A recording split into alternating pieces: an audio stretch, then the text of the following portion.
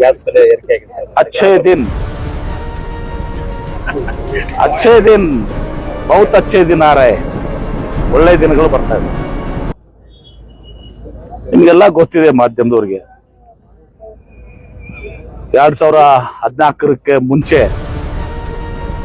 ನರೇಂದ್ರ ಮೋದಿ ಅವರು ಪ್ರಧಾನಮಂತ್ರಿ ಆಗೋಕ್ಕಿಂತ ಮುಂಚೆ UPA ಸರ್ಕಾರ ಡಾಕ್ಟರ್ ಮನಮೋಹನ್ ಸಿಂಗ್ ಅವರಿದ್ದಾಗ ಪೆಟ್ರೋಲ್ ಬೆಲೆ 65 ರೂಪಾಯಿ ಇತ್ತು, ಡೀಸೆಲ್ ಬೆಲೆ 58 ರೂಪಾಯಿ ಇತ್ತು, ಗ್ಯಾಸ್ ಸಿಲಿಂಡರ್ ಬೆಲೆ 415 ರೂಪಾಯಿ ಇತ್ತು, ಬಂಗಾರದ ಬೆಲೆ ಎಷ್ಟಿತ್ತಪ್ಪ ಅವಾಗ 3,000 2,000 ಇತ್ತು, ಡಾಲರ್ ರೇಟ್ ಎಷ್ಟಿತ್ತು, ಡಾಲರ್ ಬಗ್ಗೆ ಅಂತೂ ಬಹಳ ಮಾತಾಡ್ತಿದ್ರು, 58-60 ರೂಪಾಯಿ ಇತ್ತು. ಈಗ ಡಾಲರ್ ರೇಟ್ ಎಷ್ಟದ 96 ರೂಪಾಯಿ ಅದ. ಇದೆಲ್ಲವೂ ಕೂಡ ಅಚ್ಚೇ ದಿನದ ಭಾಗ. ಮನ್ ಕಿ ಬಾತ್, ಸಬ್ಕೆ ಸಾಥ್ ಸಬ್ಕೆ ವಿಶ್ವಾಸ್.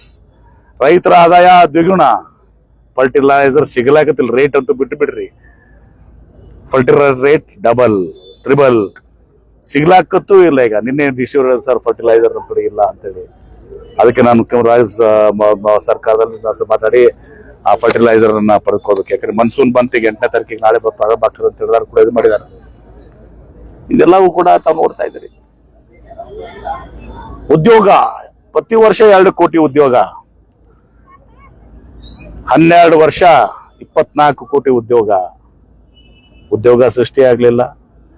ನೋಟ್ ಬ್ಯಾನ್ ಮಾಡಿ ಇರೋ ಉದ್ಯೋಗನು ಕಳೆದ್ರು. ಮುಂದೆ ಏನ್ ಹೇಳಿದ್ರು, ಪಕೋಡ ಮಾರಕ್ ಹೋಗ್ರಿ ಅಂತ ಹೇಳಿ. ಆ ಪಕೋಡ ಮಾರಕ್ ಹೋಗ್ಬೇಕಂದ್ರೂ ಕೂಡ ಕಷ್ಟ ಅದ. ಯಾಕಂದ್ರೆ ಈಗ ಗ್ಯಾಸ್ ಸ್ಟೋವ್ ಇಲ್ಲ, ಸಿಲಿಂಡರ್ ಇಲ್ಲ, ಎಣ್ಣೆ ಬೆಲೆನೂ ಕೂಡ 200 ರೂಪಾಯಿ ತಲುಪದ. ಎಲ್ಲವೂ ನಮ್ಮ ಪ್ರಧಾನಮಂತ್ರಿ ನರೇಂದ್ರ ಮೋದಿ ಅವರ ಕೊಡುಗೆ. ವಿಶ್ವಗುರುಗಳು ನರೇಂದ್ರ ಮೋದಿ ಅವರ ಕೊಡುಗೆಗಳು.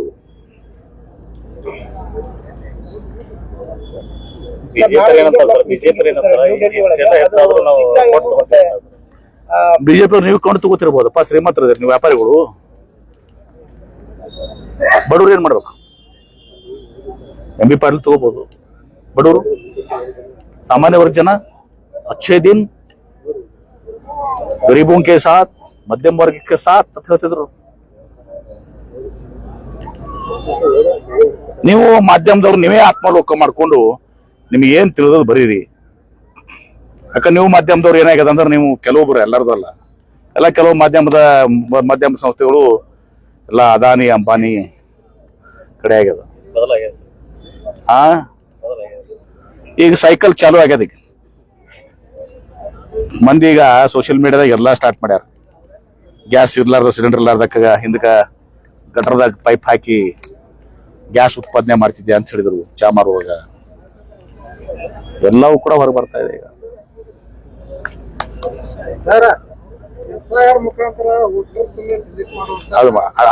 ಅದು ಬೇರೆ ಮಾಡಿ, ಬರೇ ಹಿಂದೂ ಮುಸ್ಲಿಂ ರಾಜಕಾರಣ ಮಾಡಿ ಹಿಂದೂಗಳು ಓಟ್ ಪಡೆದುಕೊಳ್ಳೋದು ಬಿಟ್ರೆ ಈ 14 ವರ್ಷದಲ್ಲಿ ಏನೂ ಆಗಿಲ್ಲ. ಉಲ್ಟಾ ನಮ್ಮ ದೇಶನ ಹಾಳು ಮಾಡಿದ್ದಾರೆ.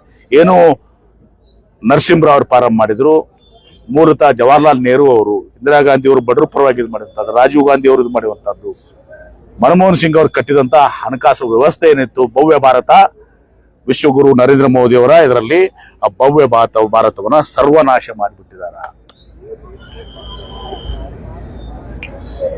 ಸರ್, ನಾಳೆ ಇಂಡಿಯಾ ಬ್ಲಾಕ್ ಮೀಟಿಂಗ್ ಇತ್ತು ಸರ್, ಅದನ್ನ DMK ಮತ್ತು CPI ಅದನ್ನ ಅಪೋಸ್ ಮಾಡಿದ್ದಾರೆ.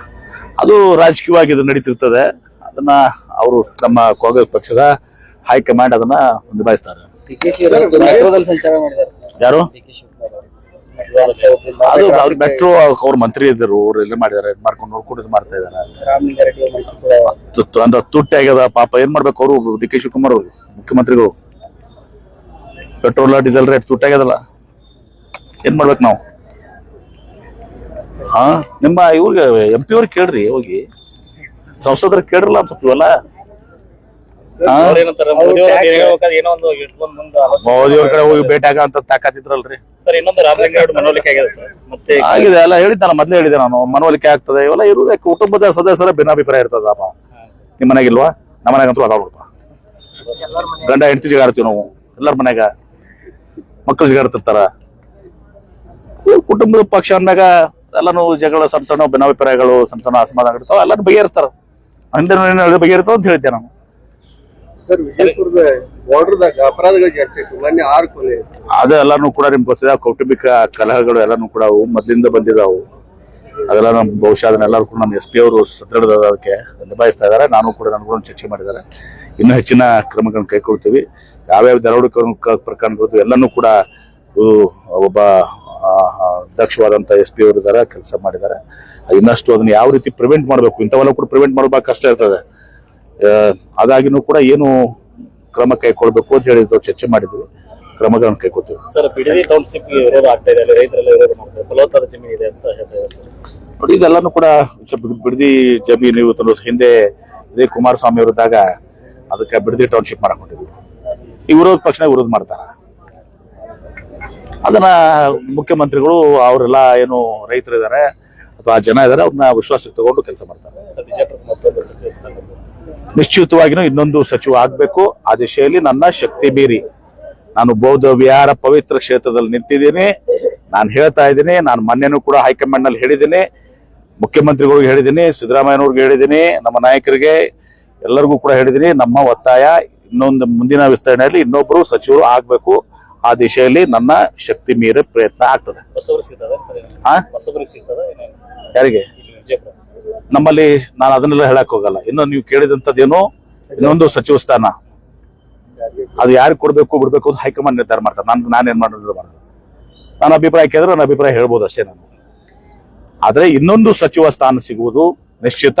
ಆ ದಿಶೆಯಲ್ಲಿ ಎಲ್ಲಾ ರೀತಿಯ ಪ್ರಯತ್ನ ಮಾಡ್ತೀನಿ.